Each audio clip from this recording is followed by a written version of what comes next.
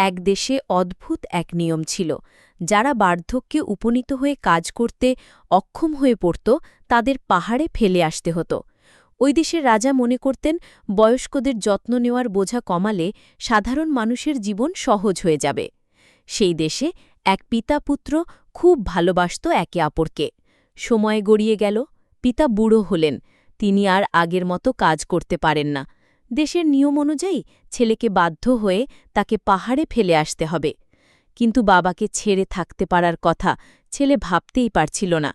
তবু শাস্তির ভয়ে সে বাবাকে কাঁধে নিয়ে পাহাড়ের দিকে রওনা দিল। পাহাড়ের চূড়ায় পৌঁছে তার মন কেঁদে উঠল। শেষ পর্যন্ত বাবাকে সেখানে রেখে আসতে পারল না। সে বাবাকে সঙ্গে নিয়ে ফিরে এলো এবং বাড়ির পিছনে লুকিয়ে রাখল। প্রতিদিন চুপি চুপি খাবার এনে তাকে খাওয়াতে লাগল। একদিন রাজা তার প্রজাদের বুদ্ধি পরীক্ষা করতে চাইলেন। তিনি ঘোষণা করলেন, যে ছাই দিয়ে দড়ি বুনে এনে দিতে পারবে তাকে পুরস্কৃত করা হবে। ঘোষণা শুনে লোকজন হতভম্ব হয়ে গেল। ছাই দিয়ে কি কখনো দড়ি তৈরি করা সম্ভব? ছেলেটি এই ধাঁধার কথা শুনে বাবাকে বলল। বাবা বললেন, একটা দড়ি নিয়ে বড় পাত্রে পেঁচিয়ে রাখো, তারপর সেটা জ্বালিয়ে দাও। ছেলে বাবার কথা মতো কাজ করল। দড়ি পুড়ে গেল, কিন্তু তার ছাই ঠিক আগের মতো দড়ির আকারেই থেকে গেল। সে সেটি রাজাকে দেখাল এবং পুরস্কার জিতে নিল। ১ মাস পর রাজা দ্বিতীয় পরীক্ষার আয়োজন করলেন। তিনি একটি কাঠের ডাল দিলেন এবং বললেন, এর আগার গোড়া খুঁজে বের করো।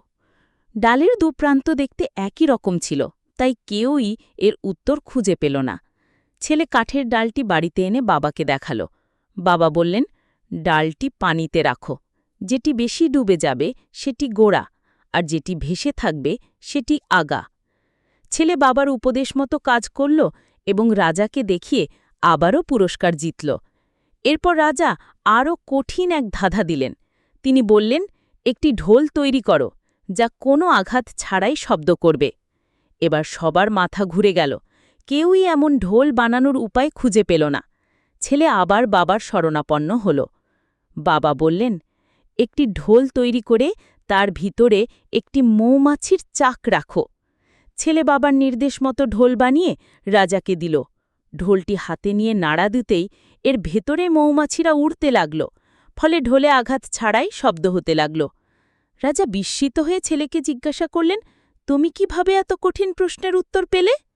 ছেলে বলল, মহারাজ, আমার নিজের কোনো অভিজ্ঞতা নেই, আমার বৃদ্ধ বাবাই সব উত্তর দিয়েছেন। ছেলের কথা শুনে রাজা খুবই নরম হয়ে গেলেন। তিনি উপলব্ধি করলেন, জীবনের কঠিন সমস্যার সমাধান বের করতে অভিজ্ঞতা সবচেয়ে মূল্যবান। রাজা সঙ্গে সঙ্গে ঘোষণা করলেন, আজ থেকে আর কোনো বৃদ্ধকে পাহাড়ে ফেলে আসতে হবে না। এরপর থেকে সকল বৃদ্ধ-বৃদ্ধারা পরিবারের সঙ্গেই আনন্দে থাকতে লাগলেন। শিক্ষা: অভিজ্ঞতা অমূল্য। বয়স্করা আমাদের জীবনের আশীর্বাদ।